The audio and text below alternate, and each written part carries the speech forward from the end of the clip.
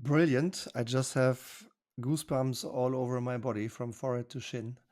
Inspiring on so many different levels. I knew why I was looking forward for a couple of months to have you on my show. Now I know even more. Ladies and gentlemen, welcome to today's LEITWOLF podcast. I'm Stefan, a leadership catalyst and your podcast host.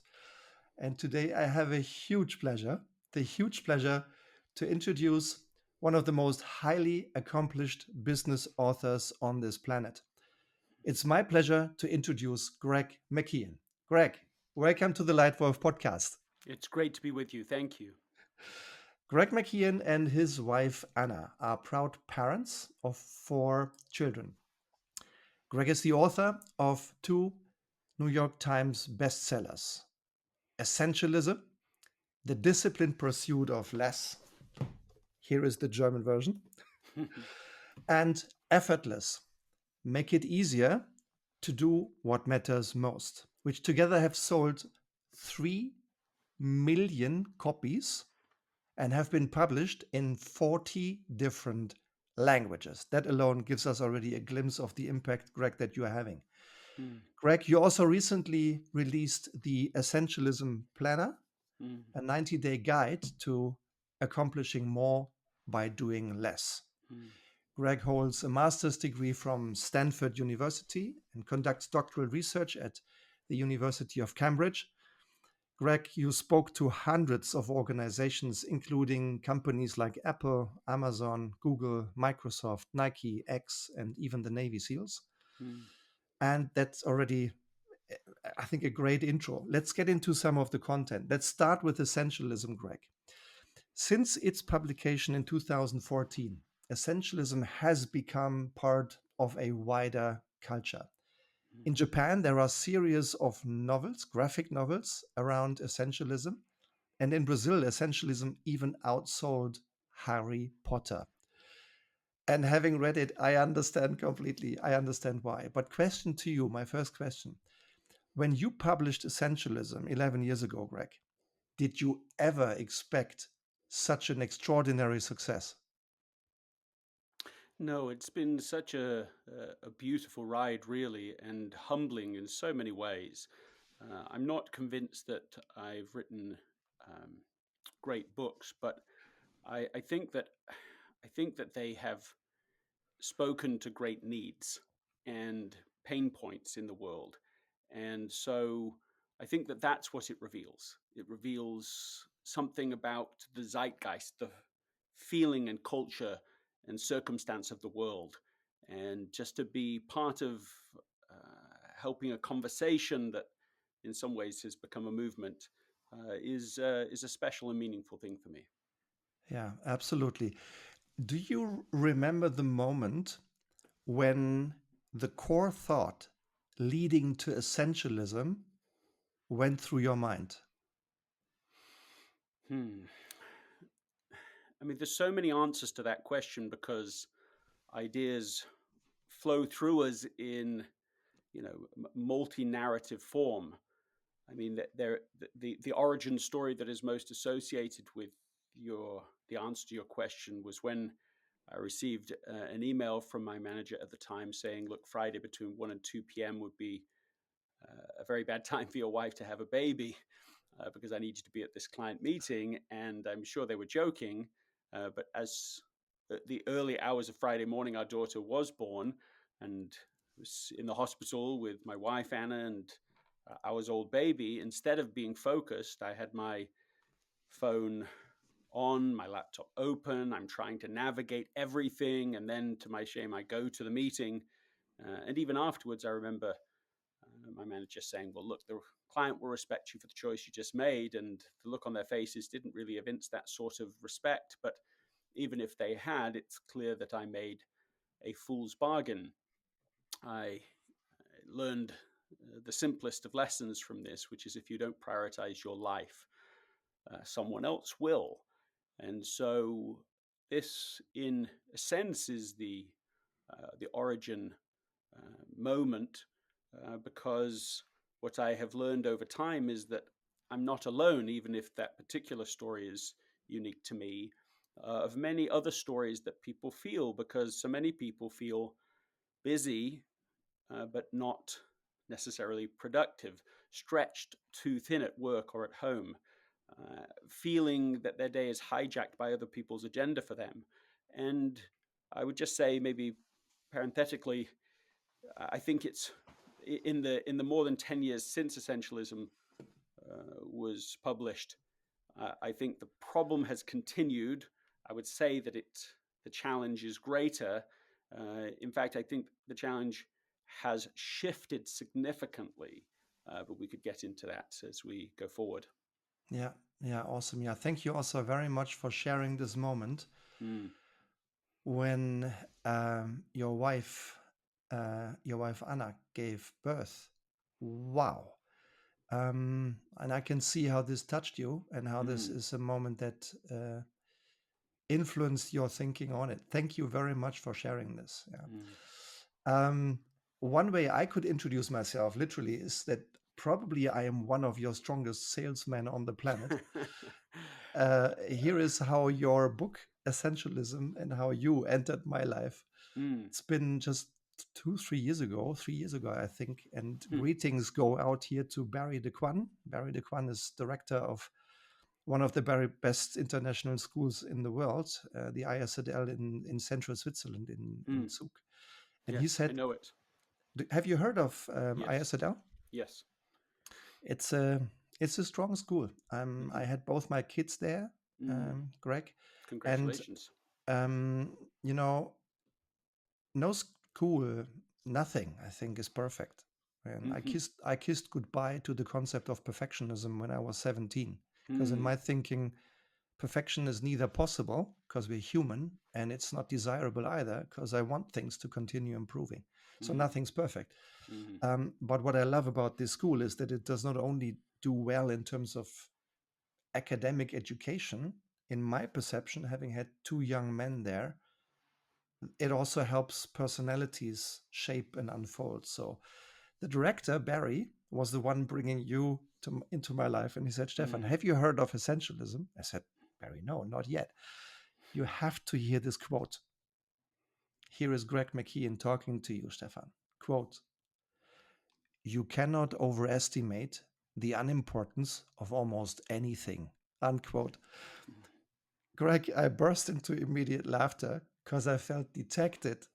I felt as if you knew me already. And this is the first time we meet. So a big, great quote that really struck me. Mm. Um, now, it sounded already that your journey to the topics you publish about, well, yes, I think you really strike a chord by entering the center of what touches people. I'd like to understand the way how you got to like reading and writing, because Mm. that's a core of what you do. Do you remember the first time you were fascinated by a book? Mm.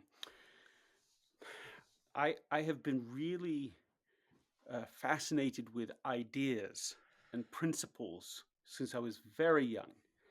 Um, let's say the church that I was raised in had an unusual approach to teaching, in that there's no paid clergy of any kind, and so all of the teaching is done by, you know, by members of the parish, let's say, including children. And so, where there's a scriptural idea about this, that a little child will lead you by the hand.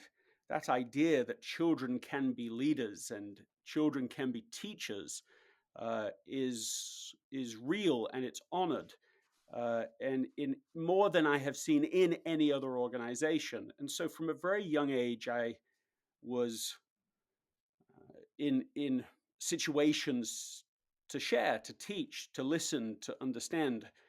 So principles, quotes. I remember, very young, certainly by the time I was, let's say, 10, having a quote book that I would fill, the best ideas that I came across, the ones I would like to memorize or come back to, gathering those together, and and reviewing them very often, so that those ideas really became a part of the thinking, the operating system of my life young, and younger than I really fully appreciated how helpful that was to do that. I mean, of course, at the time I saw it, well, why not? Put that in there, but unaware of how powerful operating systems really are in our lives, and how often they are written. The code is written without our conscious awareness. And so to be doing this from a very young age, I mean, I look back and I'm just very grateful for the various influences that encouraged me, to think like that. I did read books from a young age, and the books that I read tended to be nonfiction books. So I've read a great deal more fiction in the last 5 years of my life than I did in, let's say, the first 20 years of my life. So there's been a shift in that regard.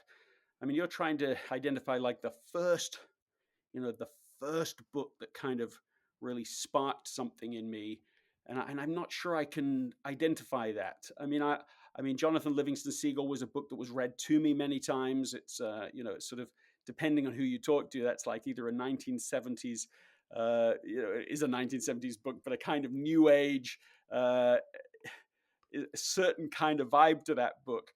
But for me, it was meaningful. And the metaphor in it is about a person who becomes an outcast, um, and learns to seek purpose in their life, rather than to go along with the flock, to go along with the crowd. And they pay a great price for that, but they also gain enormous benefits. And primary among them is to spend a life learning. And that seems like a good way to wrap this answer to you, because I think the difference between a person who reads only because it's in the exams, it's in their high school, it's in their university program, versus a person who becomes a lifelong learner and becomes a serious student of books, of classics, is enormously different. And my, I in some ways, and with no false modesty, think of myself as a kind of a late bloomer, in lots of ways. I find like there's been great benefits that have come just from an ongoing interest in learning and reading, and I'm hungrier now to learn, uh, this moment, than I have ever been in my life. And so, it goes on. Yeah, awesome. Yeah, I think lifelong learning is a great path to fulfilled lives, to happiness, and also to success in business. And you just uh, said something about children. You have 4 kids yourself. That's I'm a right. father of 2 myself. Yeah, Um, congratulations. Same to you, Greg. Um, I think it's fascinating, and I don't do it enough, to just calmly observe children, or let children, like you say, let children take us by the hand and guide us by the hand. Do you remember a moment when you learned something powerful, valuable from a child? The first thought that comes to my mind as you ask that good, meaningful question is, it's like, there's some saying along the lines of, I could as well tell you the number of people who have influenced me for good as I could tell you the all of the meals I've eaten in my life. Like, it's just so many, it's impossible. And I feel like that with children. With our 4 children, um, I for, I mean, there's so many things that one gets wrong in parenting, and myself included. One of the things that has been extremely useful, and that I have tried to come back to endlessly, like the airplane that's off track 90% of the time but keeps coming back on track, is to come back to understanding, to create a space between agreeing and disagreeing, to really understand. And that you can do, I mean, of course, quite literally. At first, a parent, usually a mother, is immediately doing that. The moment a child is born, they are having to tune into them. And the first lesson of life is that if we're not heard, we will die. And so there's a very powerful relationship to understanding in our lives. I've done a lot of research now on this, um, and so it's like our primary lesson, our deepest need, our greatest fear. To be misunderstood, to be judged is awful. It's a lifelong concern. It creates primal panic in us. When we're misunderstood, and this it's cradle to grave. So what it means, among other things, is that I have tried to slow down and really listen to my children. I have tried many hundreds and hundreds of times. Come back, not to what I think about this yet, not what I feel about this, not whether they think it's the right thing or the wrong thing that they're doing, to understand. How are you? Come and tell me about you. How are you really? Let me listen to you, and to say that to them.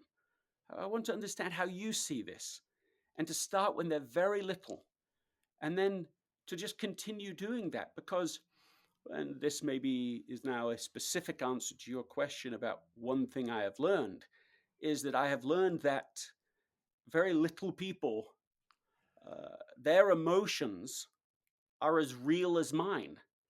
Their experience is as real as mine. There's a word for this. It's not a well-known word, but the word is sonder, Sonder. Sonder means it's like an awakening that other people have as complex and real emotions and experiences and code words and games they're playing and all of that. Everything that makes our life rich and complex is happening in another person's life. That's Sonder. And that's true with a child. And it is so frequent that I see people, parents, very understandably, I think, in lots of instances, stuck in their own heads. And so, in an extreme, if you're stuck in your own head, other people aren't really real to you. They're just kind of characters in your movie. And it's very easy to have our children be that. They're just important characters, but in my movie. And if you can shelve that kind of egocentric way of looking at the world and become aware of their world and enter their world, it is so rich and so beautiful and so important, and their fears so striking and their joys so pure. And of course, from that embryo of an idea, you can then develop that same consciousness, awareness, empathy for other people in your life, for the adults, as a manager, for the people that you manage, for clients too. People are so hungry to really be understood, and the supply of that high quality understanding is so low, it produces an incredible opportunity. If we say, like in the marketplace of relationships, the opportunity is enormous. A person who can meet that need, who can withhold evaluation and really understand, this is a 10x or more value. And indeed, everything that has been successful for me, everything, 25 years of a great marriage, great relationship with our 4 children, their great relationships with each other, the best-selling books, the keynotes, the business from scratch, all of it. It's the same principle. It's this principle. Can you understand and really enter the world of another?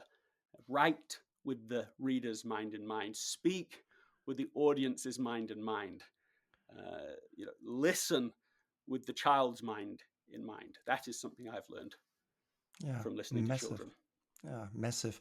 Thank you so much. There are so many avenues that start from here that cross your and my conviction, Mm, Greg. This core central idea of truly understanding, mm, of not just hearing what people say, but truly feeling what people mean with all our senses.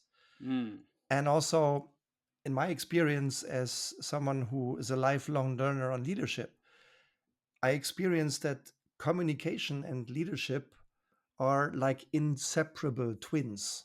Yeah. You may know the quote from Paul Watzlawick, who once said, "You cannot not communicate," mm, right? I like it a lot. mm, And one of, I think, resonating with your thought that you just elaborated on is to take a recipient oriented attitude in communication. Yeah, so really understanding before wanting to be understood. I think one of the other avenues that crosses our professions is learning, Greg. And I read in my preparation for this interview that next to the books that are like famous already and they will get much more famous down the road, you also help people access your perspectives and your knowledge via online courses. Do you perceive differences in what people learn? I mean, it's obvious that reading a book probably serves a different reading preference versus engaging in an online academy. But maybe you want to briefly describe the differences between those two avenues to relate with you.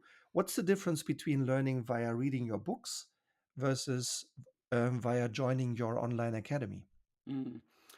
Well, I mean, that's a thoughtful question. And I mean, one answer to that question is that people are really, I would say, quite desperate, but you could just say they have a desire for, but I think it might be stronger than that, for experiences.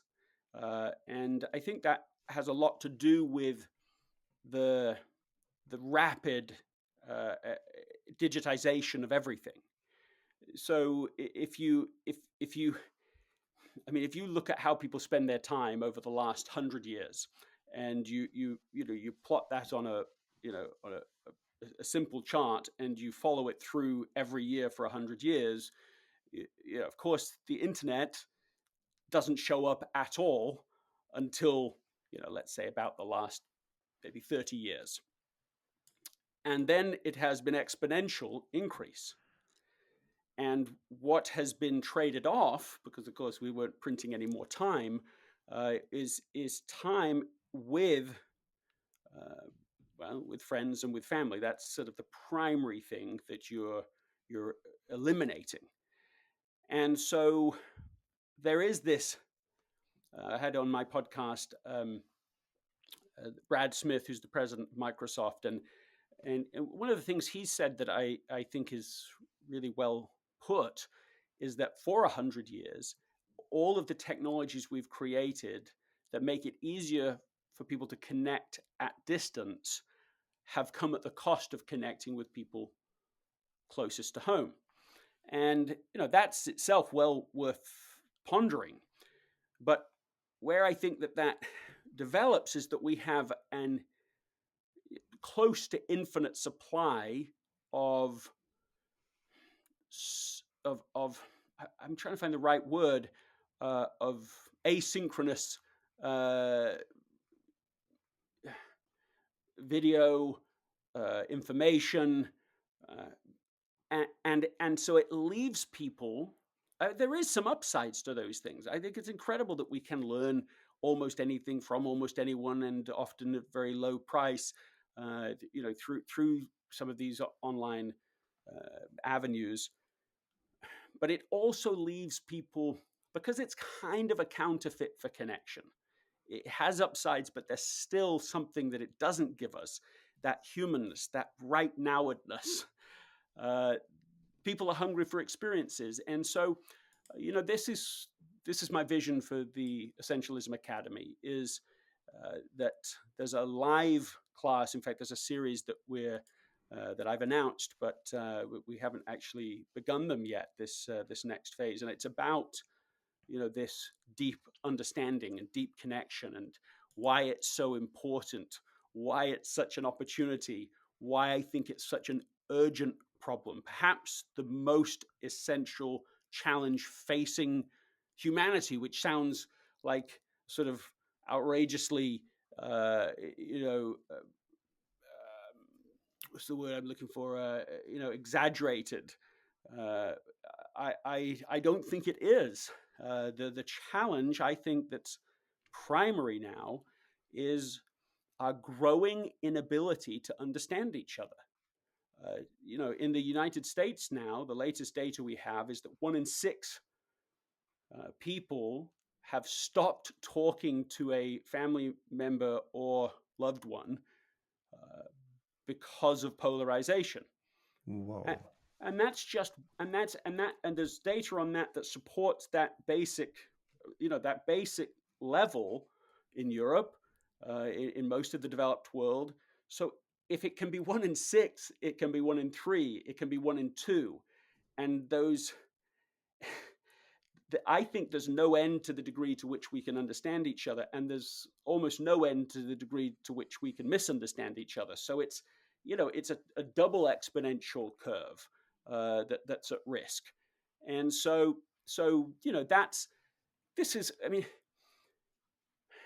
the academy up to this point has been like, let's call it version 1.0. There are high quality videos, the masterclass type videos. There are some principles people can get. I mean, all of the podcast, all the podcast transcripts, the videos that go with that, the audio, all of that is in the academy. So there's quite a lot in there. But with the launching of now this interpersonal effectiveness, particularly these skills and abilities and mindsets to enable us to understand each other, this, I think, has to be live. You can of course have recordings of things, and we'll save those videos, but the live element, I think, allows people to feel and to connect and to be able to sense that. And I think there's a hunger for it. That's, I Yeah. think, the primary difference between this view for the academy and reading a book. Yeah. Thanks for sharing that. Completely agree and resonates with me. On that note of digitalization changing our lives Mm. in different ways, in profound ways, an experience. And my next question to you. About a year ago, one of my partners and I were working in northern Italy for a 3 days program with an Italian company. And just before we started, we always are there a day in advance. I asked a 22-year-old young lady, Alessandra, can you imagine that I was born before internet and email on smartphones? And she looked at me and she said, Stefan, yes, I can. Probably life was better then. mm, that's a great response. That's a great little twist to the story. Isn't it, from a 22-year-old? And Greg, I was surprised. Now, just slight kidding. I have a 19-year-old. Had I asked him the same question, he would have said, "Yeah, yeah, Daddy, you're just trying to brag again that you met dinosaurs alive, right? Yeah, yeah." No, but she was considered. She was serious when she said, "Stefan, probably life was better then." Yeah. So this is maybe a build on your double exponential curve mm, going in both directions in terms mm, of understanding and how the digital life makes it maybe easier to connect with many more people even when they are not live there, but on the other hand we are paying a price, and we are learning. And one of the things I'd like to learn more about, with your permission, Greg, is young Greg. When you were a pupil, and I still remember my life plan at the age of 7, which was a kid's plan, and then life came in between.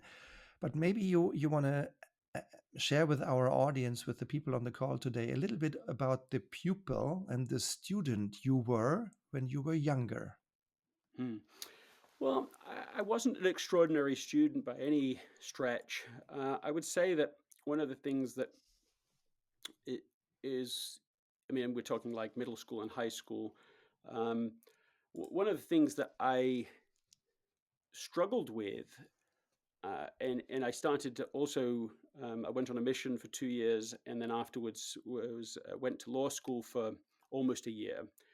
And in all of that, I had the same challenge, which is that I would learn to try to really understand, like a thinker. I wouldn't have never used the phrase at the time, but maybe like a philosopher or something like that, like deep understanding.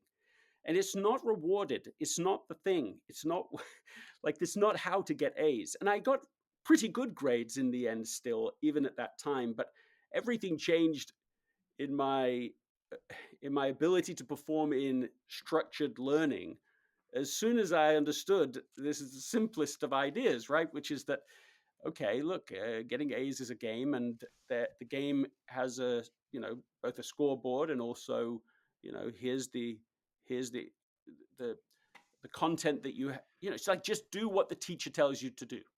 Because I would go to the library on whatever, and I would try to be pulling out books. I found it also fascinating and interesting, and go deep and try to connect. And it's like, look, no one's giving you any grades for that. And so that's not the same as me losing a love of deep learning. It was just a separation. Okay, this is how you get the A's so that you can get on and get to the top business school, and then you can, continue on in this way. Like that's one game, and then there's deep learning, which is a different lifelong learning pursuit.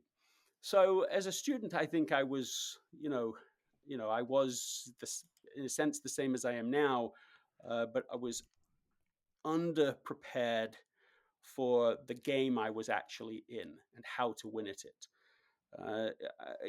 Beyond that, I would say that I would say that there was always a writer in me, and really the only difference between writers and everybody else is that writers write. And that's it. So anyone can be a writer who is willing to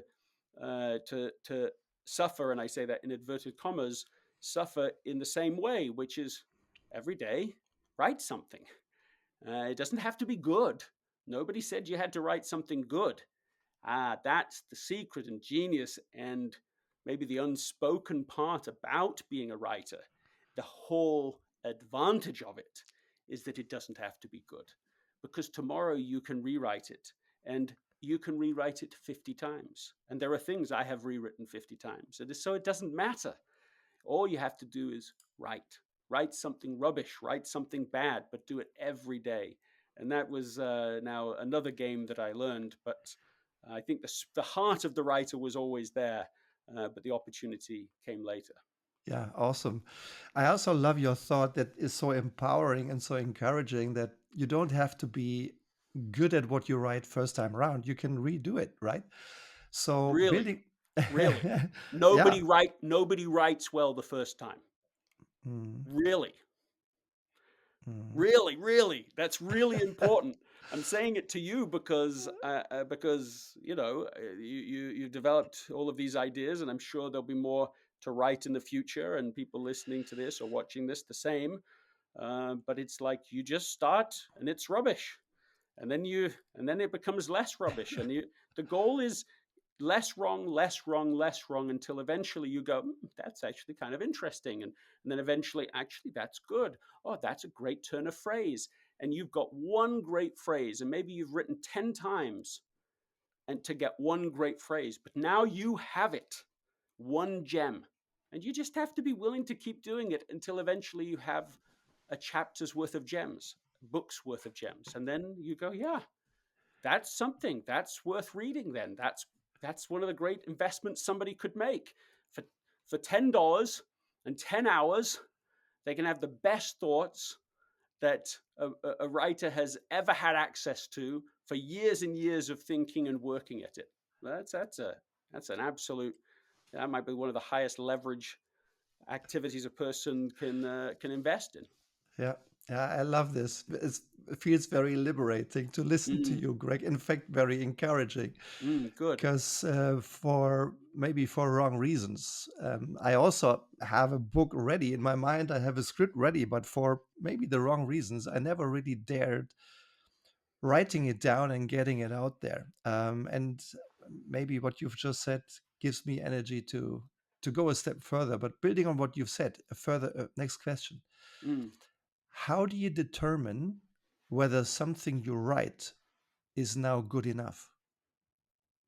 Yeah, look, there's let me answer this from Clayton Christensen, the late Harvard professor.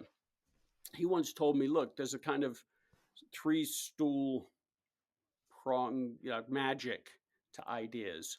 One is the writing. We just talked about that.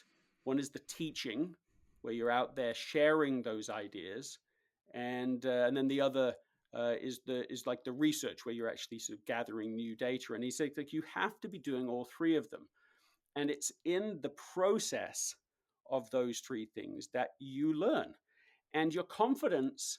It's like at first you have to take action with very low knowledge. That is writing something and being rubbish.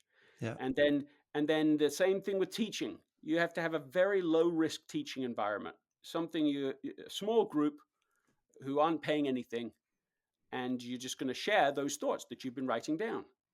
And as you're teaching it, you'll learn something, because that's what happens in good teaching. And you'll get a new idea and say it in a new way, or someone else will get excited about a certain part of a story or a certain thing that surprises you. You didn't know. You're like, oh well, that was one of 10 ideas, but that one resonated. And so it's in the teaching, and then you're publishing somewhere. So you're doing articles and you're publishing them. Now that could be micro articles, like micro blogging, like literally on X or other services, where you're just putting out an idea and just seeing, does it resonate? And so that you have to get feedback from the marketplace of ideas. So there's just and that's another part that takes courage. And that's the thing. It's like the courage to be rubbish in what you write, and it's the courage to publish, and it's in the process that you will learn. And so, if you say to me, it might be what you were saying is that, look, I have a book, I've written it end to end. I don't know if that is quite what you were saying, but let's imagine that. Well, in fact, let me take the pressure off you for a second. I have a manuscript of a book that I'm writing, and I have it end to end now. Mhm. That's not the same at all as it being finished. Mhm. That's an end to end version. Now I must take it into the world. I have to go and teach it and speak to people and publish pieces and see how to connect these ideas with their experiences right now. And I think it takes, there is discomfort in this process. Mhm. I want to Yes, I can admit that, confirm that. I can confirm that. because there's something very sacred and vulnerable about taking something that has meaning for yourself and to put it out there. It's this Yes.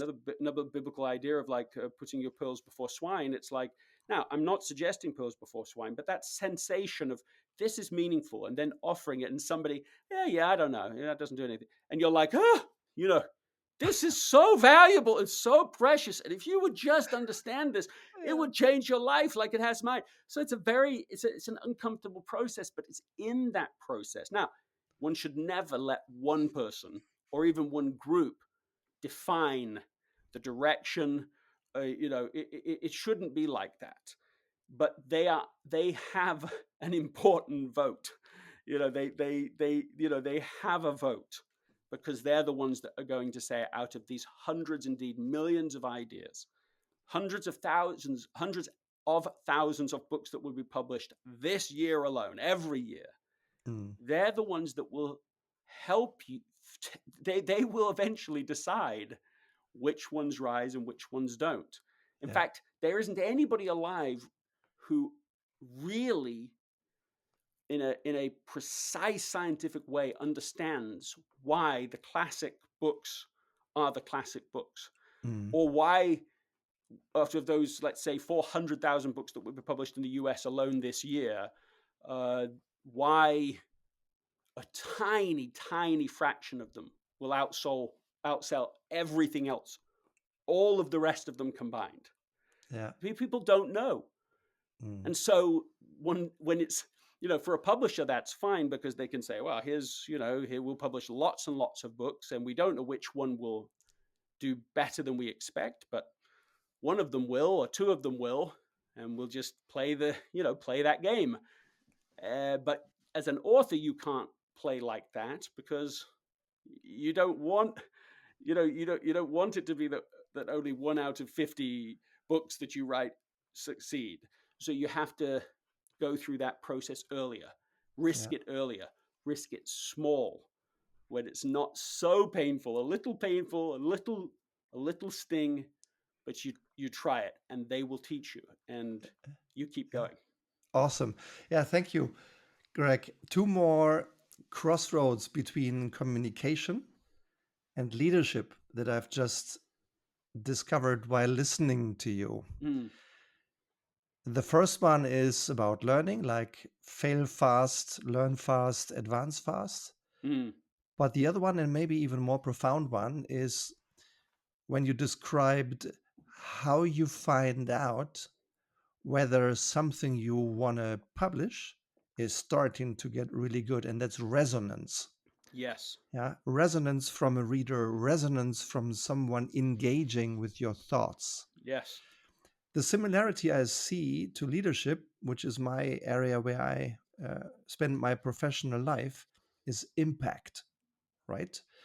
Um, eh, some leaders think they are leading well when they do the way they think it's good. Mm-hmm. It's striking to see how many leaders believe that they are excellent leaders, and then Mm-hmm. crossing this with the many leaders who leave their leaders because they can't stand it anymore, right? So some Right. things, there is a disconnect between self-perception and perception by others. So S- so right on. so this concept of resonance that you apply in your writing, and the concept of impact that I sometimes use as a measure for good leadership, I think they are very close friends and closely related. So this leads to my next question. In many ways, you lead, Greg. You've led the thinking of millions, probably dozens, if not hundreds of millions. If you think about leadership at its core, and like you, I've been working on this topic for decades now. Mm, What to you is the mm. essence of good leadership? Oh, it's just a the answer, the first answer that comes to mind is not my own definition, but I was just sharing it with my son, who was just he's on a 2-year mission right now, and he was just assigned as a leader, and so it's an interesting moment to be able to try to understand where he's at, because he's, as an individual contributor, he's become increasingly competent, so he's doing that still, but he's now got to do it as a leader as well, and impact in a different way. um, and and one of the definitions, Stephen Covey, before he died, he had a definition that he shared, that I thought was, like, he didn't share it widely, but it became his his more in, like, his final definition of leadership. I'll say it like that. And it was to see a person's potential more clearly than they can, and to express that to them. So that was the idea. Yeah. And it's not like that's nobody's ever thought about that before, expressed an idea like it, but it is quite a beautiful way of thinking about being a leader. In my son's case, it's an unusual assignment that he's been given, because in the hierarchy of the organization, a 200-person organization, he's just responsible for a small team, but that small team happens to be the leaders of the organization. So so it it's like it's a little bit like being asked to be a coach to an executive team.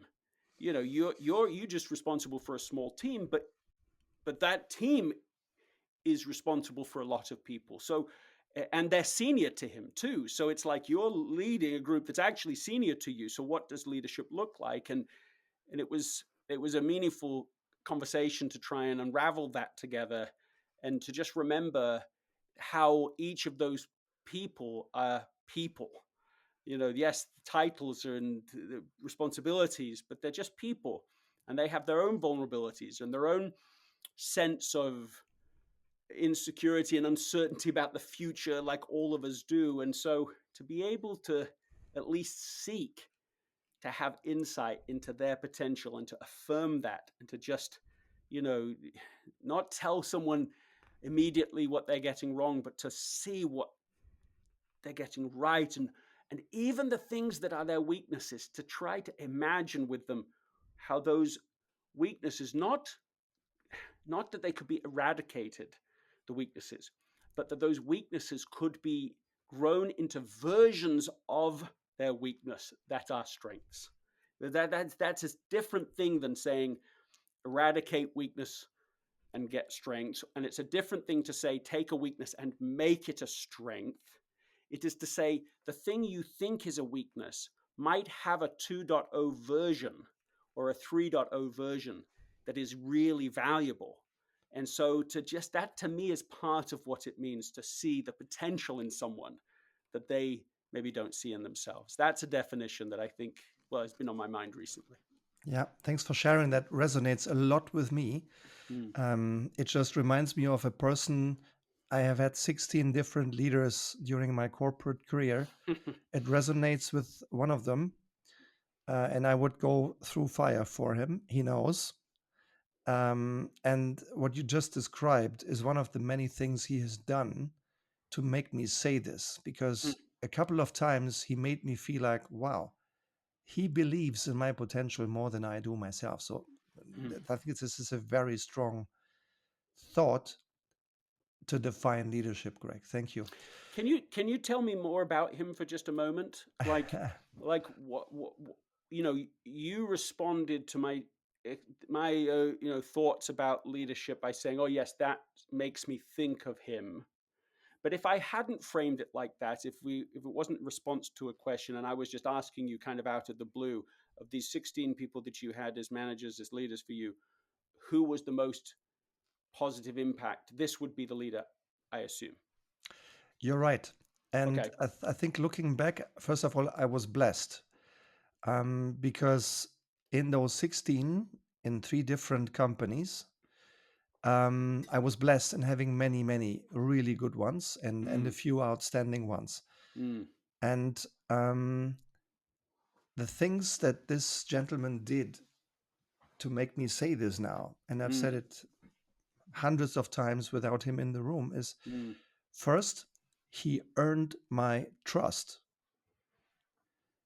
by How? Yeah, by how? by always being precise and crystal clear, Greg, Mm, whether what he was saying in the moment was an idea that may or may not be turned into a plan, a commitment, and an action, whether he was talking an idea or whether we were talking about a plan, a commitment, a decision. mm-hmm, mm-hmm, He was crystal clear. And mm-hmm, every single time I knew that he wasn't making the decision yet, he mm, used words and body language to be clear about him being vague. It's an idea we are talking, right? mm-hmm, But whenever he made a decision, this was a decision and this got executed without mm-hmm, any exception. He never ever surprised me. mm-hmm, Never, right? And when you meet a person, and you're doing this with me right now, Greg, it's such a an honor to have you on this show here. There are mm, thousands of people typically listening. I hope this time it's even more. mm, Um, in every moment when you're engaging with a person, you can either be energy decretive or accretive to them. You can mm, either take energy away from them or give them energy. mm, And the second thing this man did with me over 3 years, every single time, in every single meeting, I left the conversation with more energy than I had going in. mm, Yeah. And the last one, and that's what made me talk about him, is what you just said, which is expect and encourage. I think he believed in me more than I did. He mm, expected me to raise the bar, mm, to go to a high demanding goal, and then he encouraged me all the way just to the moment just before reaching the goal. And then maybe I had one day really enjoying that I kind of made it to that new level that I hadn't deemed possible before. But mm, on the same day, he would come and raise the bar again, mm. right? So it was a game of expecting and encouraging, and then expecting more. So now this is a linguistic question, and it might not be a fair one, but if you were to try to name that kind of leader, right? Like, what is that kind of leader? Like, what is a name that would capture, if you were trying to bottle that type of, when you think about what he did and what his impact was, what type of leader is that? Strong and humble. Okay, and then let me ask you this question. So, what's the primary impact he had on you? Like, yeah, I mean, you can give more than one answer. That's fine, but I'm going to eventually narrow down to one.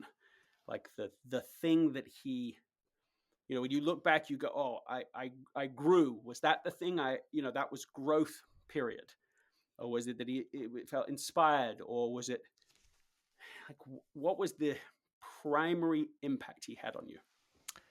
He grew my confidence. Yeah, that's interesting. He grew my confidence. And again, with all due respect to this incredible man, he's not someone who comes in and takes the stage in the first 3 seconds, right? It's not Yep. about this loud or flashy first impression winning. Yeah. It's more about the second moment than the first moment. It's about doing what he says rather than saying something people want to hear, Mm, right? So if I boil it down to two words, it's this, and this is very much also in line with Jim Collins' thinking. You may have read his book, yes, I have. from Yep. good to great, when he Yep. describes what makes the difference. Yeah. And I was encouraged, and I felt kind of confirmed, although it was new to me, that his first lesson was that at the time when those companies turn from good to great, that they are led by a level 5 leader Yep. who combines those two seemingly contradictory skills of having enormous willpower Yep. to get the right thing done, the right thing, not the popular thing, to get the right thing done and then make the right thing popular, and have that coupled with something that seems contradictory, this sheer endless personal humility of always serving the greater good, serving the other person. Right? So, willpower and humility, and the impact it has on me is it grows my confidence. Mm. The other language that he uses is like institutional ambition. So ambition for the institution while having personal humility, and that's part of the dichotomy. Now, as you say, he calls it a level 5 leader, and in one sense, nothing wrong with that because he's contrasting it to 4 other types of leader, and particularly level 4 leader, would be the kind of leader people would think was at the top of the pyramid. That is a visionary with 1,000 helpers. I've got the Yeah. vision and I'll tell you all what to do, and then you can help me do it. Whereas in the level 5 leaders were distinct and different. The only thing that's unsatisfying to me about the language of level 5 leader is that it doesn't name in that title the dichotomy. Now, I'm Mm. a linguist at heart about these things, obsessive about names and naming things and trying to come up with terms to say the very thing, to pinpoint the new meaning. But if you say, well, this leader was a level 5 leader and had this contrasting dynamic, to actually give it one word, like making up a word or selecting, I think you'd probably have to make up a word that captures that dichotomy, that duality, so that then it's easier to express the idea of a level 5 leader without just saying level 5 leader who's other 4 kinds, and then they've got these 2 different kinds of elements. It's like if the name was right, you could communicate that much more quickly. It's an Wow. interesting challenge for the future. Oh yes, thank you. And I just can I just thought, okay, that must have been one similar avenue of thinking that brought you to essentialism. Oh, I absolutely. I love your book. I just love it. I'm running leadership courses with 4-digit numbers of people a year, Mm, thousands of people a year. And many times I ask my wife, Tanya, order another 20, please, because mm, we are giving your book as a tool to open minds and mm. to wrestle with many of the leadership challenges that are defining leaders' lives today. So thank you, Greg, for sharing your books. Well, thank you for taking those ideas and to multiply your being a trim tab. You're being that small rudder that moves the large rudder that moves the ship, and both for the essentialism ideas, but of course more broadly for these leadership ideas. And I think it's worth just double clicking on this, because what you said was, okay, we give copies of essentialism because to open people's minds, and I mean, of course, a a book worth its salt is trying to do that, right? It's trying to say, hey, you thought about it this way, but really this is a way to think about it that's going to be much more helpful to you. It's a mindset shift, and having selecting, and if necessary, as I felt it was with essentialism, inventing terms, right? To be an essentialist, to be an essentialist leader, an essentialist. That as soon as you have that term, it was hard one term, but once you have it, you go, okay, you can. This is about embodying a principle. It's more than just, okay, on the outskirts, you need to figure out what's essential and eliminate what's non essential so you can get the most important things done. Yes, it is that, but it's more than that. It's something you become. You become more and more of who you really are, less and less of who you really aren't. You push out the non essentials in your life so they don't define you. And having the language, it's an argument in favor of naming phenomena and naming leadership phenomena so that it can become a gateway to faster mindset shifting. And it's an interesting challenge. I mean, that's its own point. But as an aside to that point, as I wrestle with that with this new book, it is sort of a. I'm trying to decide whether I think it's a calling or a curse. It's like it's both of those things. To be able to be doing it again, to be trying to name a very particular type of person or leader who I think is exactly relevant for the precise challenge that we have right now. That is its own special job to be done. But I think I'm getting close with it now. Absolutely. Please keep going. And I love the way you challenge me, because so far I can say it in 3 words. Yeah. I can say it in 2 words. but I can't say it yet in one word in a precise manner. In three words, it's leading with impact. Yeah. In two Yes. words, Yeah, go on. it would Go on. be in two words, it's willpower and humility. Yeah. And if I try to say it in one word, if I say it in one word, I'm missing though.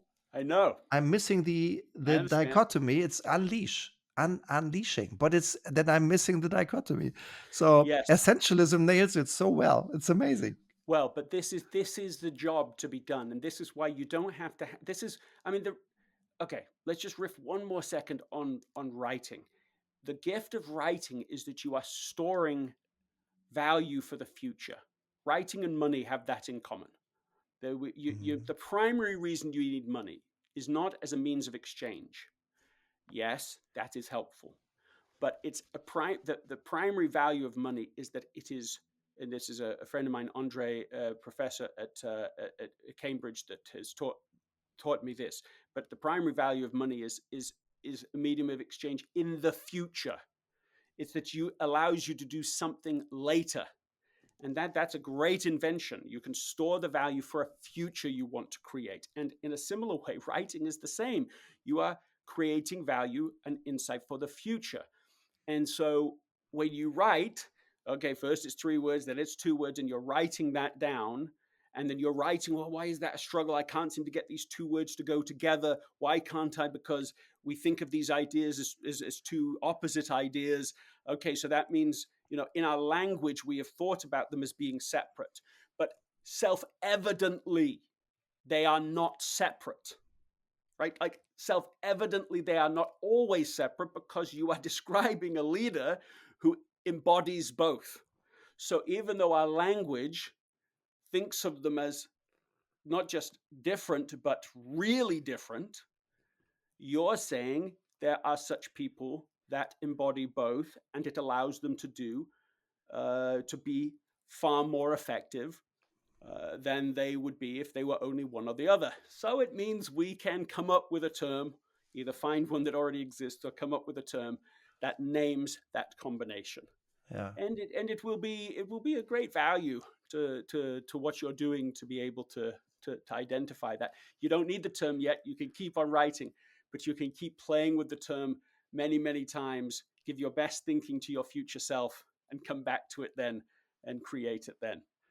Greg, thank you. That's one of the many things that I will personally take away from this conversation is I will keep on working on this. I promise. Okay. Do it. Let's shift to another area that is related to essentialism, that's related to leadership as well. That is the use of resources. And um, maybe when I go back to the beginning, more than 3 decades ago, when I started working in the corporate world, I was in my first budget meeting. We talked about options, strategies, plans, investments, but the only kind of investment we talked about, late 80s, was money. Mm, I don't remember us talking about time at all mm, in these old days. mm, Nowadays, my perception, Greg, is I'd be interested in yours, is that the balance between money and time, in terms of being the scarcest resource, and I'm not naive, money still matters, right? No, we need money to fund the lives we want to live. I'm not naive. But my perception is that the balance is tilting towards time becoming the scarcer resource. And first, I'd be interested in, do you see it differently or similarly? And then building on this is one thing where we will likely agree is that time is a scarce resource, the only non renewable one in life. How do you manage your own time? hmm. I mean, okay. So there was a lot to unpack there, and then a kind of very tangible question at the end. Um, Look, one way to answer that is with reference to the Essentialism Planner, because when I first wrote Essentialism, um, a sister company to my publisher had approached me about writing a kind of journal, you know, to come out right after Essentialism within the first year or two. And so I signed a contract to do that, and then started to try to create the tool. And the more I worked on it, the more I thought, I just don't think I have anything useful or anything that's satisfying to me to be materially better than what else is out there. And so I don't want to create another product for the sake of it. And that's how that went for years. Now I write a journal, like I have my own paper and pen process that I follow every day. Literally, hardly missed a day. Maybe not missed a day in 14 years now, and and so in the process of iterating that, finally a couple of years ago, I thought, actually, I think I have something now. I think it's very simple. It's very clear, and I think this could be useful to, in fact, I know it's useful to people because, they're using it and they've talked about it. So that's when I created this. And so the tool really has two main parts. One is a personal quarterly offsite where you're thinking about the big ideas. I just did the last time I did mine, I did it with my wife, Anna. So we both did it individually.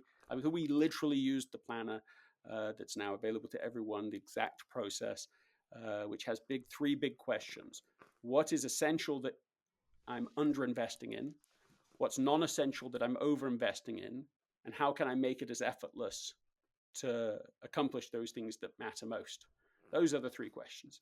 And you're asking them, we took several hours over the course of a weekend, really, just to take time, quite luxurious time, I would say, just ourselves to think and then to talk and then to share our lists and to discuss again. And that space to create time to think about those bigger questions and to adjust means that you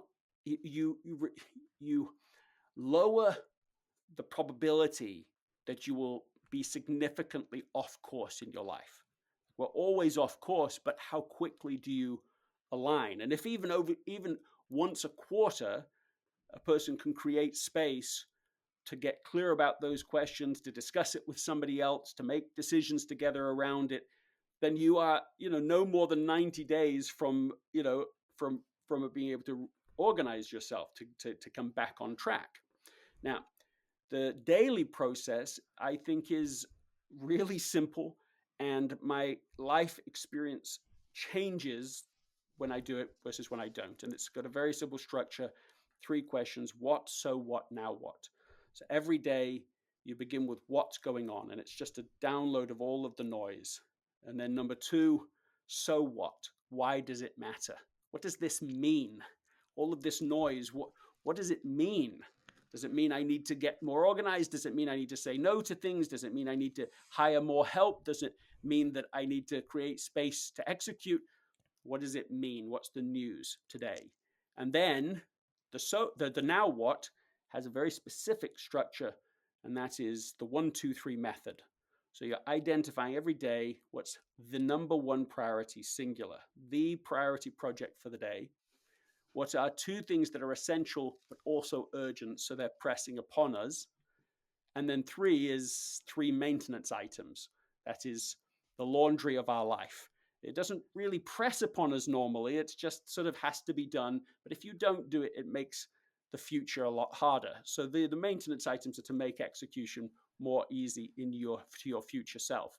That structure, that process is a process I have found to be so useful that I finally got over my hesitancy because as I say, I literally canceled the contract because I just not ready to do it, and finally went the other direction and said, okay, I'm going to initiate this and make this happen. So that is a tool. I don't follow it perfectly. I don't do it every day, but the difference is noticeable and clear for when I'm more intentional in how I organize that. Yeah, cool. Very clear, very structured, very simple also because it's only three different questions, Mm, a small enough number to memorize. mm, Now, you just alluded to it already because you said some days you do it, maybe others not that rigidly. When you think about your last couple of months, do you detect a pattern whether and when you yourself find it hard to adopt an essentialism mindset. Yeah, I think that the best answer to that question um, is to just share what I think has changed in the last decade. So if you go back, a decade or so, uh, I mean, of course, we're in the information age. Well, fully in the information age, and the the primary um, externality of the information age, like the thing you don't want but you get, is distraction. And clearly, we still have distraction. But as we've entered completely the influencer slash AI age, the primary externality isn't distraction, it's disorientation.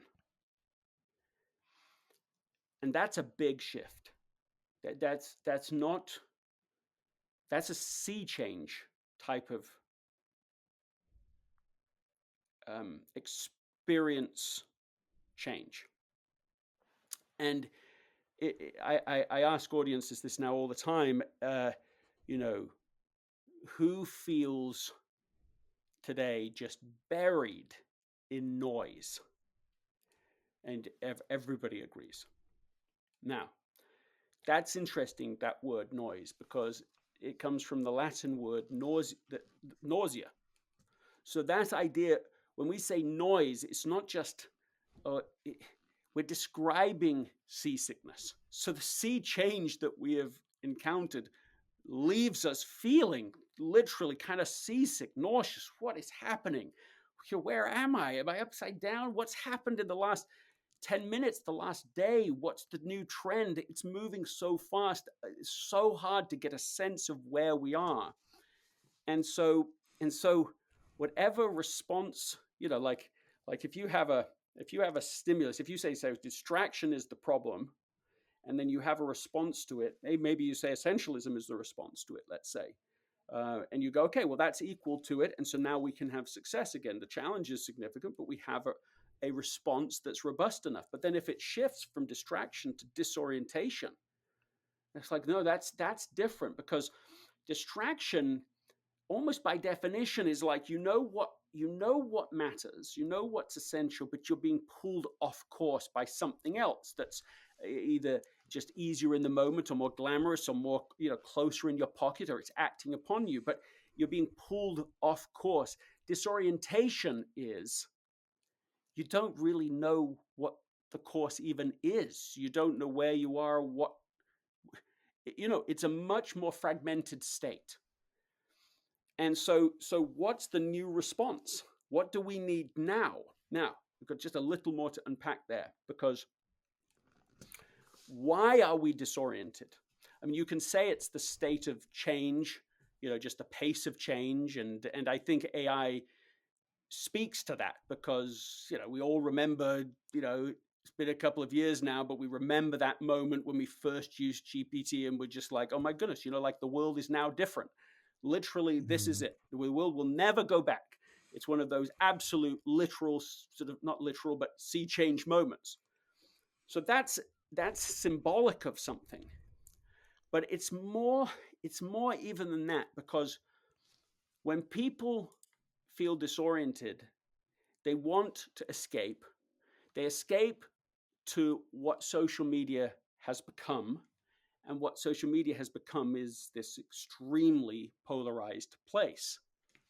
And so you try to escape disorientation into the noisiest possible environment. And so it, of course, is accelerating the same phenomenon. Now, one more, if you don't mind. I know I'm being conceptual and building on these concepts, but please go on. There is a human weakness that I think is, let's just call it universal human weakness. Okay. And it's this. It's that if I say something, okay, I've just said a bunch of things, right? And you're listening, and other people are listening, and the risk is, and the weakness is, we listen to agree or disagree. Well, do I agree with what he's saying? Do I disagree with what he's saying? It's evaluative, and um, and we've known for at least, let's say, like maybe 70 years. We've known from the time of uh, suddenly Carl Rogers.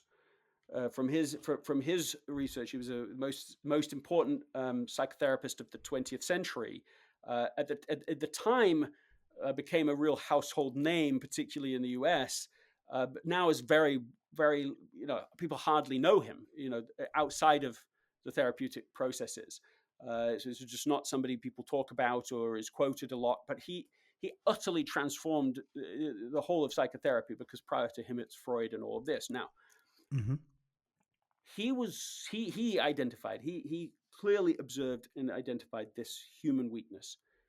People want to say something. As soon as they say something, somebody is already evaluating, and that human weakness has been literally capitalized on over the last 10 years. So this polarization, this disorientation, this reactivity isn't a bug, it's the feature. It's not an irritant, it's the business model. Mm-hmm. This weakness, that's, as I say, let's say it's always been with us, has been turned into the most valuable companies in the world. So, of course, if you're in, if there is a business model that's externality is disorientation, fragmentation, polarization, and we don't really see that that's the system and that we're still a part of it, we are still a node in that model, we'll just keep on absorbing it, breathing it in, drinking it in, and so on. And so it's kind of like this perfect storm. There are people becoming extremely wealthy from it, but we are being used. And so, to me, that's lots of kind of, it's analysis of where I think we are. As I look back over the last couple of months, to come back to your specific question, much kind of smaller personal question to me, that's what I find. I find not in the sense of spending too much time on social media and so on, but where I have felt disoriented, which I have at times because of quite major challenges, not of my making, but outside of my control. But I have a very good friend, for example, my best friend of many years, 35 years, who's dying, and Sorry to hear that. thank you, and many other things of that type. Well, that's disorienting, especially if you have multiple things happening at once. So in those kinds of moments, you say, okay, well, prioritizing today is actually still a good intent and outcome, but you sort of have to come to a step before it. You have to say, oh my goodness, just what is happening? What's going on? And to try to get that perspective, to find meaning in the disorientation, to connect the dots again, because the nature of disorientation is that you're going to be made into a thing you didn't ever want to be, which is a reactor. Mm-hmm. You've become something, and it has been intended for you, because reactors make a lot of money for people. That's you click on the bait and you send the link, and you get emotionally engaged, and you're fighting with somebody online, or you're reading with online, and then you're fighting with somebody in your own life, or you listen with a very reactive way to what people are going to say. Will they say the right thing? Will they say the right thing about Elon Musk, or the wrong thing about Elon Musk? Will they say the right thing about, and we could go on, all of those touch points, that are so sensitive to people, and people assuming massive things about them. This type of becoming a reactor, for whatever the reason is, and all Mm. the kind of perfect storm is sort of the least effective, least empowered way to show up in an environment that is so capable of disorienting us. Yeah. We, Yeah. we become a Brilliant. prisoner to the system Yeah. instead of becoming a creator of it, and so on. Mhm. Yeah. A follow-on question on this, Greg. Um, you already gave part of the answer, but I'd like to dwell on it a little more. One of the key essences I take away from the last minute or two is the distinguishing between distracting Mm, and disorienting. mm, Um, and I also the your thought of this kind of evaluative listening, always trying to judge, is he right or is he wrong? And mm, this resonates with me. My hypothesis is this has become even harder in the last 10 years because there were not only a pandemic, mhm, there is new ways of working, there is tech that is changing a lot of things, including large language models that you alluded to.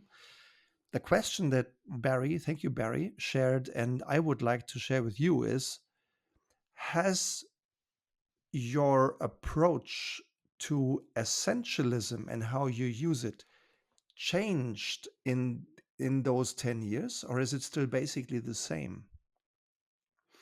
Well, I'll just say it in two ways. I think that essentialism is more relevant now than it was before. Every year, more people hear about essentialism than they knew the year before. The momentum is building and the work is not yet done, right? Like that's the first thing. And so if a person goes from not having read it or tried to apply essentialism in their lives, like you described your own introduction to it, the introduction will still be relevant and helpful. Um, what I think, and this, the multi-year journey I've been on to leave to go to Cambridge with our family and do a doctorate and to write this new book is as concrete evidence of my belief that there is a new challenge that requires a new response than anything else I could illustrate. It's like, well, I could just have carried on doing what I was doing. The demand has not changed. The demand has increased. There is, endless requests and invitations. We're very grateful for that. But I felt that the challenge was so significant, it was deserved a sort of time out.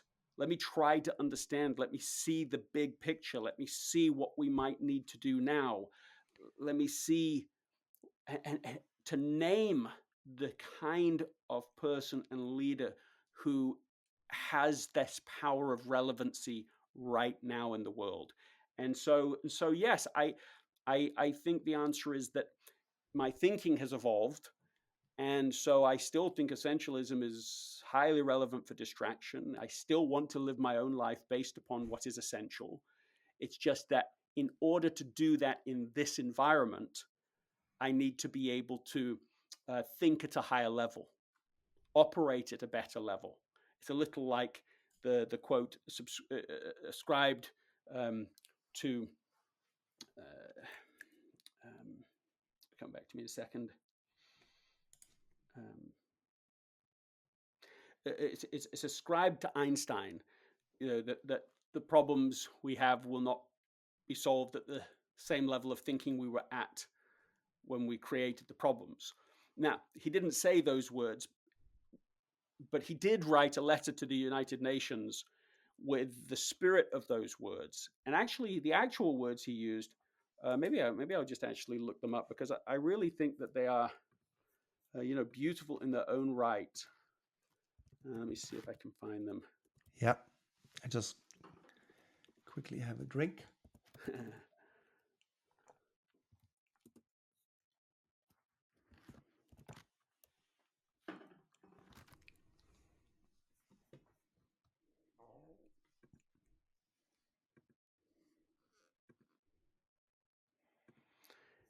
I'm not finding the actual one I was looking for, but I actually, let me just do one more look.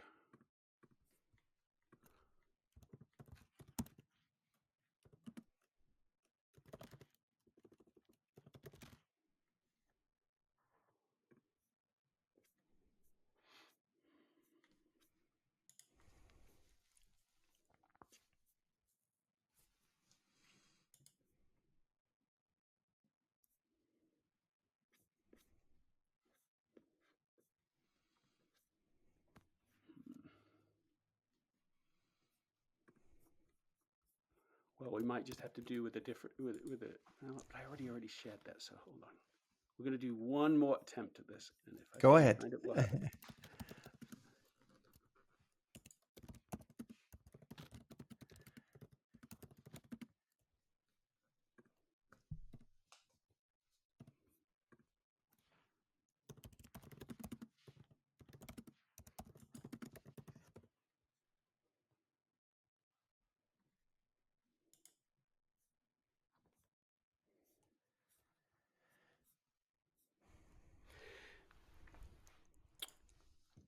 What Einstein actually said was in 1946, an open letter in the United Nations, in which he wrote, "A new type of thinking is essential if mankind is to survive and move toward higher levels." Um, I quite literally believe that is true again. And so, in a kind of meta answer to your question, what essentialism looks like to each person changes as they change, because what a person perceives as essential will change, one, because their circumstances will change, but also because they change. And so as a person matures or understands new realities, or a combination of both of those things, what is essential, um, you know, uh, evolves. And so I love that he, in fact, uses the word essential in the actual written statement. A new type of thinking is essential if mankind is to survive and move toward higher levels. That's just how I think about the world right now, and the new work that I'm doing is what do we need to move to handle an environment where of disorientation, where people are struggling to understand each other, to even wanting to talk to each other. So that's a different kind of problem. That's not hey, we're talking and I can't understand you. Yeah. It's I fear being misunderstood so much. I fear losing something in the encounter so much. I fear what you're saying and the impact it will have on the world so much. We can't even talk. Yeah, I agree. This we have to do something about, and I would like to try. Please keep trying, and let me make two more connections. Please. The first one is about talking. What you just said made me think, gosh, one of the reasons why I'm getting nervous in the last 2-3 months is that people start to talk less with each other and more about each other. For sure. Which is one of the things that losing teams do. Right. One of the For simple sure. things, one of the things I can distill it down to, I've been lucky to be in high performing teams 4 times. I've been on teams and I've been in groups who weren't a team at all. One of the most simple distinguishing factors between losing and winning teams is, in losing teams, people talk about each other. In winning teams, people talk with each other, right? So that's one of the things. And back to you, keep But I want to going. riff on, riff on Please. that just for a second, and then I want to hear the more of what you were going to go Yes, to. yes. So I think there's a middle option, which is, sort of talking over email. And so that's Mm. not the same as talking about each other, which is kind of the real meeting that happens after the meeting has passed, Yes. right? There's that kind of a problem. And then there's the ideal that you're describing, which is not just talking with each other, but I would add one more piece, which is talking with each other about the real issues, Yeah. because there's so many meetings now. I mean, we have a meeting inflation that's taken place, both in terms of the number of meetings that people have has increased, and the number of people in those meetings has increased. And probably as a very natural consequence of that, the amount of the degree to which people are paying attention in those meetings has decreased. So if people have to try and fit in getting something done at some point, they just do it inside of the meetings and aren't really paying any attention. Yeah.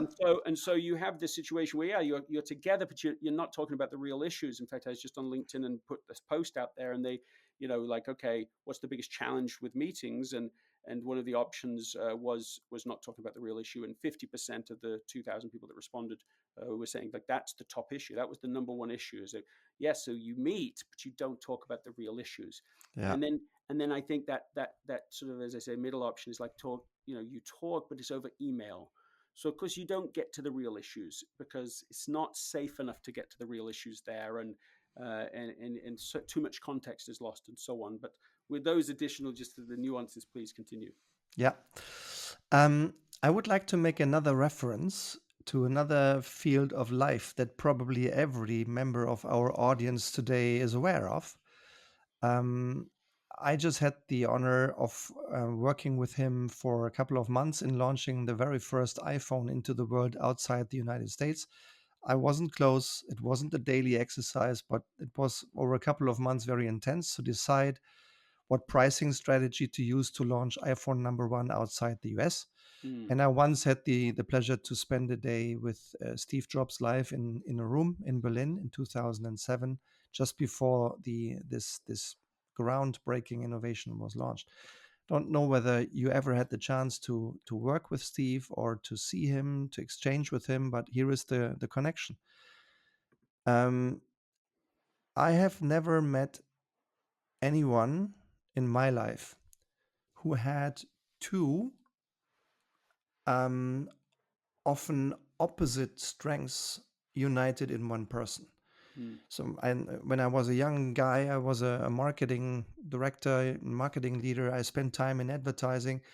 Oftentimes, I was working with great agencies who had two kinds of people. On the one hand side, the creatives that were visionary, that were breakthrough thinkers and created news every single minute. Typically, these people were less structured, less focused. And on the other side, you have those strategic planners in agencies who are very focused and very structured, but typically not quite as visionary or creative. Steve Jobs, the one I perceived by seeing films, reading books, and in that one day I had a live meeting with him, was the person who had both of those skills on an exceptionally high level, being visionary and being structured and focused. When I think about what he has done to us and done with us, it is very close to essentialism. He was enormously able to focus on the few things that matter the most, which could be your language, Greg.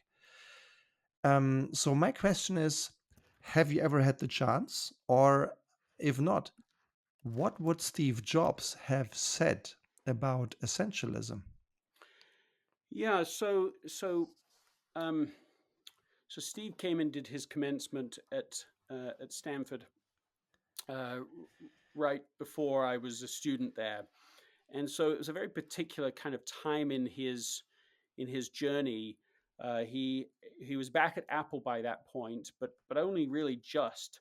So the resurgence and renaissance of Apple had begun, but it was still early enough that they were a $30 billion company at that time. So they had three $10 billion companies, and one of the reasons I remember that so clearly um, is that the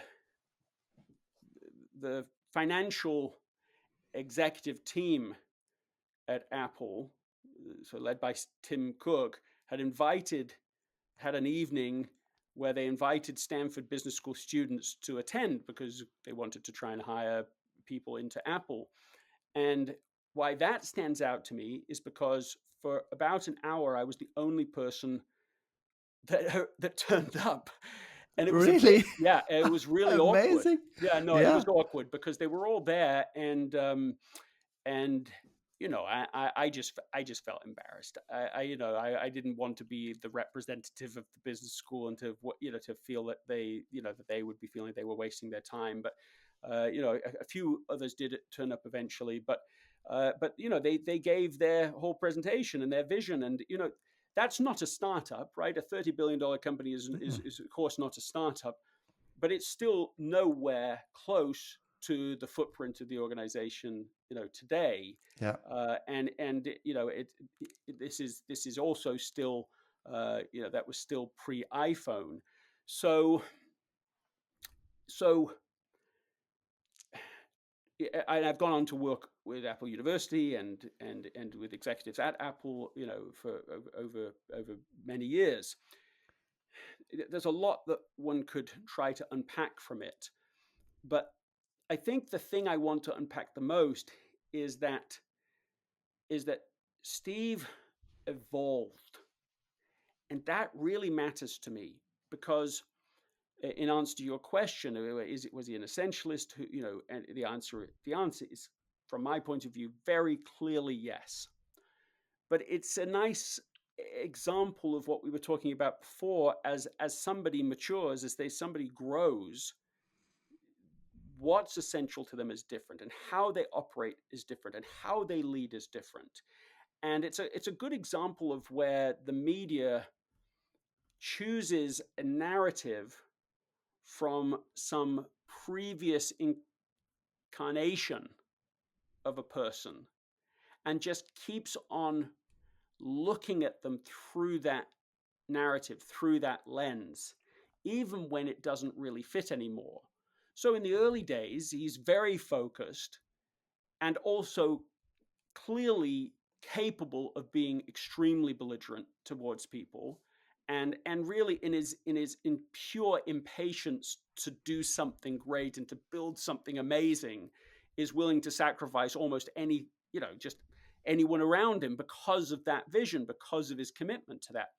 Well, after he gets fired from Apple, he goes, well, let's just in a moment get to that. But after he returns to Apple, and close towards the end of their Isaacson writes a biography that becomes the canon of Jobs' life, in the sense that if people have read one book about Steve Jobs, that's the one they'll have read.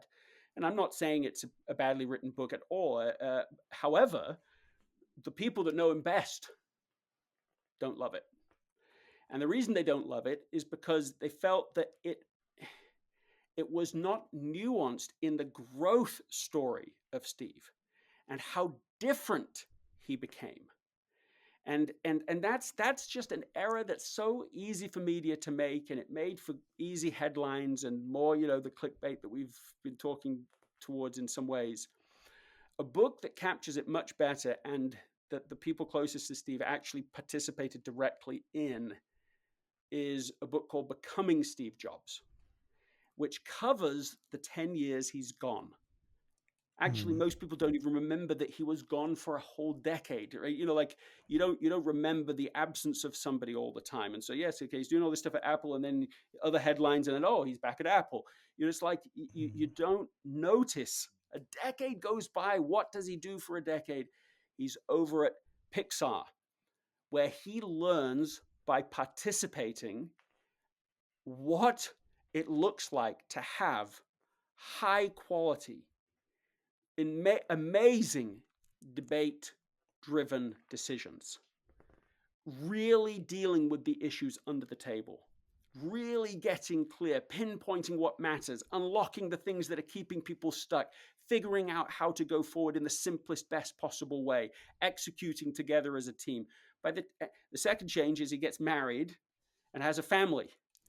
those are non-trivial changes. That is an No. enormous upgrade in his ability to become interpersonally effective Yeah. in leading teams. When he gets back to Apple, he's a far better. He's become an essentialist leader by that point, not just an essentialist kind of essentialist with like clear weaknesses and blind spots. He's become an essentialist with a far richer view of the world. The team of people he built around him was an utterly world class team. Any one of them could have gone off and been a CEO, as of course we know a couple did go on to be CEOs. Any one of them could have gone at any moment. So they stay because they want to stay. They say, and this is their defensiveness, but it's a good defensiveness, is you don't do the best work of your life, of your career, for someone who's just some kind of jerk. That's not what happens. That's not No. that isn't the formula that works. So when you think that somebody's just a jerk over there, you're not participating in Sonder if they're producing No. extraordinary things over a long period of time. I agree. And so yes, I think that he became an evolved, extremely evolved essentialist. I felt like we lost a lot, and like in a strange kind of personal way. I felt like I lost a lot when he died, and I was there in Palo Alto, and we're outside of the Apple store there, one of the perhaps I think the original Apple store, but there's everyone had just put post-it notes on, just people of the just describing what they loved so much. It's so thoughtful. He's so interesting, and clearly the dichotomy that we've been kind of playing with all through this conversation was embedded in that evolved version of Steve. Yeah. Yeah. Thank you very much for sharing this. Um, a few more avenues to explore. One of the ones that probably resonate a lot with many people in the audience right now has to do with two phenomena. One, let me share that of mine. It's probably my biggest enemy in doing my own work. When I was a young guy starting to do my work, I thought an essence of bad leadership is micromanagement, handcuffing people. And today I think this isn't wrong at all. This is true, but it's way too small a thinking. There is a much bigger thought around it, inside it, beyond it, which is egocentricity, right? I think the best way I can articulate poor leadership today is that it's egocentricity in all its forms, like narcissism and all the others. But there is another element which is leading upwards, right? In the old-fashioned way of thinking about leadership from the last millennium, when my father was still around working in a steel factory, Greg, leadership was mainly telling people what to do downwards, if you think in a hierarchical way. My view on leadership is 360 degrees. The most important person I am leading is myself. It took me years to realize this. The second most important person I'm leading is my boss, so the woman or the man who is responsible for the whole show. And this is where I like that. where more and more questions are coming my way in the last couple of months, Greg. So this leads me to my next question to you. Leading upwards with essentialism. Many leaders struggle with bosses who micromanage them, who lack focus, who are non-essentialists. Right. So, do you have any advice for those people who struggle? How can an essentialist mindset help someone effectively lead upwards without causing friction? Yeah, look, first of all, definite problem, serious challenge, hear it all the time. I'd be an essentialist. I would love to be an essentialist, but my boss and boss's boss and boss's boss's boss, they're not. They ask for everything. What can I do? I'm down here. I can't just say no to everybody, without thinking about it. Just blunt and out there. That's just career limiting. And I'm always like, yep, I wouldn't start with that either. don't think I wrote that you should. Um, like to say no to everyone and everything without really thinking about it would be noism.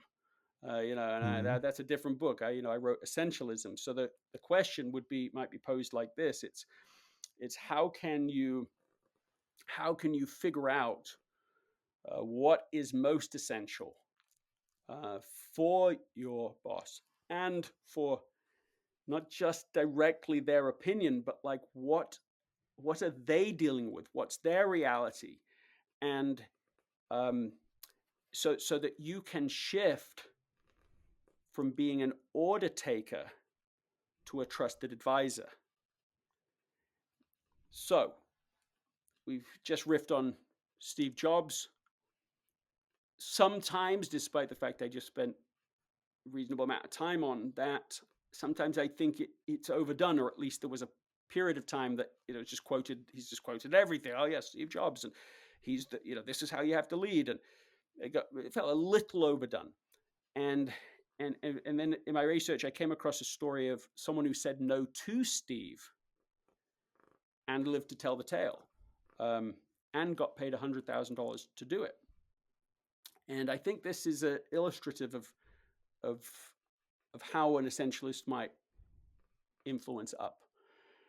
So it was after Steve has been fired from Apple and he's got his $100 million um, as his payment, and with that he's going to start his next company, and the next company is Next. One of the things he's lost is one of the best brand like icon logos. That's what I'm looking for. Logo that's ever been made, because it's a logo that the thing is the name without using any typography. So that's rare. If you look around at logos, you find that most of the time, you're not able to do that. So he's lost something, and he wants to get a great logo. It's probably disproportionately important to him. So he goes out and he gets the top logoist in the world, he created ABC's logo, Bloomingdale's, and so many other household named logos. Paul Rand is his name. And he has a meeting with Rand, and in sort of this is early on in Next Days, so it's early into that 10 years. So it's a less evolved version of Steve, but still an interesting time, an interesting person.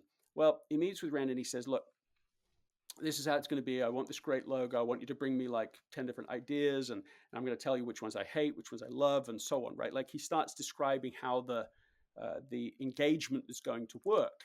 And so there's a hierarchical relationship that's been established, okay? It's already established by the fact that he's getting paid by him. He doesn't want to lose this contract. It's a great opportunity, and it's a lot of money. And so what would you do?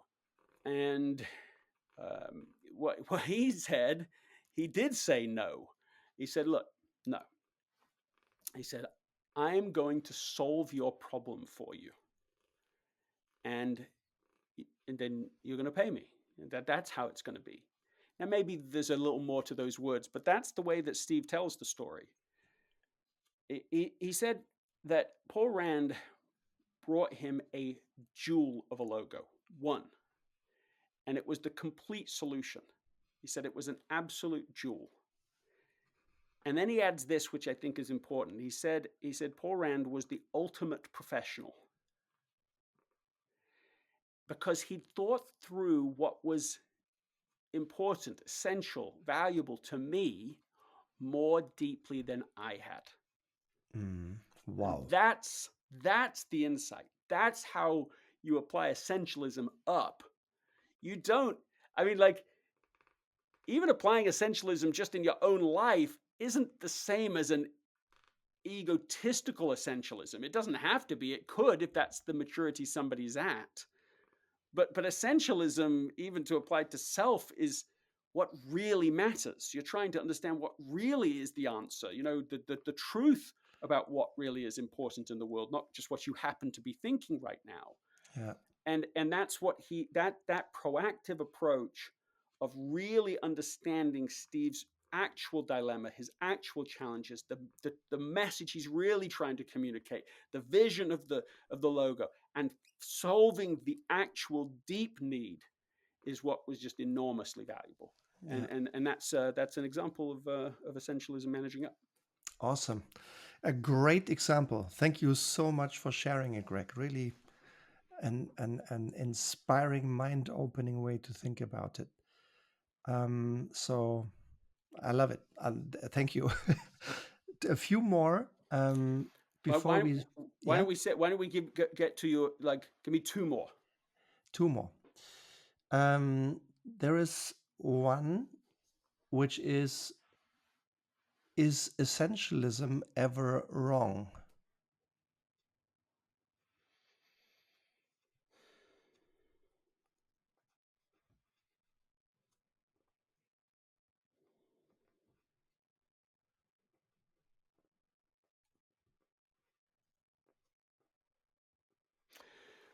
Um, the easy answer to that question is there are ways to apply essentialism that are clearly wrong, which isn't quite what your question is. So it's not entirely avoiding it, but not entirely answering it. So is essentialism ever wrong? You bet. If somebody oversimplifies the message, if they take it as noism, for example, and they sort of thoughtlessly cut everything out, or Mm, if they say, well, this thing is important to me, and therefore I will say no to anything and everything and everyone that isn't this, that also is going beyond what is actually even written, never mind going beyond the spirit of what is written in essentialism. So what's in, there's many ways in which one could misapply essentialism, and if you're misapplying it, then yes, those could all be wrong.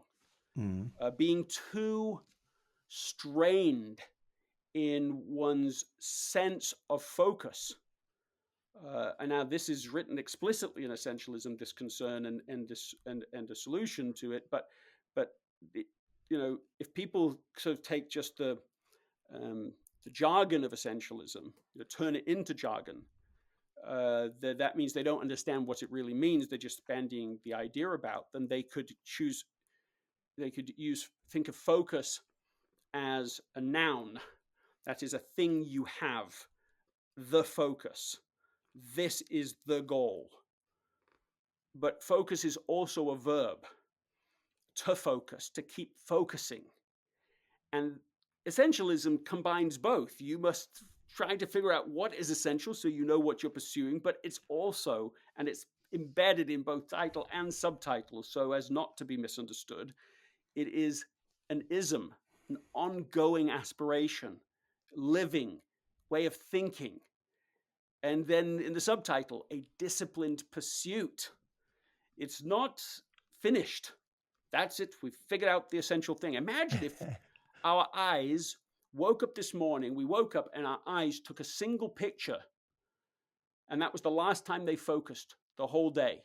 Think of mm, how we would see nothing in focus. Nothing would mm, work. And so this, again, would be a counterfeit for essentialism. So there's many counterfeits for essentialism that could maybe use the language. If you are constantly ongoing, pursuing what is essential, what matters now, and let me put aside the things that are of less value, either by eliminating them completely or letting them fall out of your life, or just investing in them a little less to the appropriate amount. And then you're trying to build systems to make it as effortless to complete those important work and invest in those important relationships. That ongoing process, I think, is pretty hard to argue with. I don't think that there are many circumstances in which that process isn't right. So yeah. it's about, and that is essentialism in its name, subtitle, and structure is about the process. It's not a content focused book or set of ideas. I don't say at any point in the book, this is what should be essential to you, or this is what is essential, Mm, even what is essential to me, although I kind of hint at that. That's not the point. The point is, do you have a process, intentional, deliberate process for exploring, creating space to explore what's essential, eliminate what's not, and make it as effortless as possible to actually do those things on, on an ongoing basis. And I think that I don't know if it's always right. That would just, it seems too much. But I can't think of really many circumstances. Maybe I can't think of any in which the process that is essentialism is not the right process. Awesome. I think this is a wonderful way to wrap up this conversation and to come towards an end. Greg, I can't express enough how grateful I feel for you investing this time. Thank you so much. It's been an honor, it's been a pleasure, and I would like to give you the last word. I will listen to this conversation a couple of times. You've given me tons of value to think about. I'm sure that our audience will feel the same. So, challenge to the audience or question to the audience. If you could give our audience today one essentialist challenge or Mm, one essentialist question mm. to leave them with, what would it be, Greg? Um, there's a little story that just immediately comes to mind, and it's not my story, but somebody sent it to me, uh, and I was so touched by it. I invited the person who wrote it onto the podcast, and his name is Eric Newton, and he wrote up a story, his story about how his wife was dying of cancer. Hmm. And he said, we had a good relationship, in some ways an epic relationship, ups and downs, like in a sense all relationships have. um, he said, but as we're doing more caring and working together, in one sense it gets better and closer. He said, but then 6 weeks before she died, something shifted, and she became more focused than she'd ever been, but on a very particular thing. So her regret, what became clear to her as a regret as she entered that something like the in between, right, where she knows like this is, the end is coming now, like we're here. Her regret was not having been as intimate and deeply connected with the people who mattered most to her in her life. So it wasn't that she had bad relationships, but it was different. It was like there's whole layers of meaning that I've withheld because I'm either busy or because, of course, it's vulnerable. And so he articulates what it was like to spend time with someone who is removing layer after layer until there are no layers of hiding. And he said, I discovered a type of love I didn't think was possible. I didn't know it existed in the human experience. And it was, he offers so many gems in his writing. And then, I think in the conversation we had too, we covered some of them. But he said, look, if there's a point to it all, it is to develop ever deepening relationship with the people who matter most. He said, like, if there's a point, that's it. Like he says, at the end, that's what you're going to want to. That's what you're going to care about.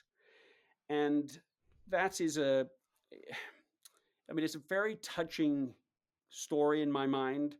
It's a hard won set of lessons, even though I'm only capturing just a hint of some of his expressions and his ways of articulating that experience. I would encourage people to listen to the episode and to read it, what he wrote in that raw processing right after she passed. But I think that's as good an invitation as I can make. Is who matters most to you, what matters most to them, What's the one tiniest thing you can do for them that will make the largest deposit for the smallest investment? And start there. That to Wow. me is kind of a nexus point of both essentialism and everything I've been working on since then that we've been touching a little upon today. Brilliant. I just have goosebumps all over my body from forehead to shin. What a brilliant way to end this conversation. Greg, I'm grateful. Thank you for your time. It's been inspiring on so many different levels. I knew why I was looking forward for a couple of months to have you on my show. Now I know even more. It's been a pleasure. Thank you very much. All the very best. Please keep on unfolding essentialism and effortless in the next book you're writing. I'll be one of your first readers. I'll continue to be one of your strongest salesmen. It's been a pleasure and an honor, and I look forward to our paths crossing again. Thank you Thank very you. much, dear Greg McKeown. Thank you so much.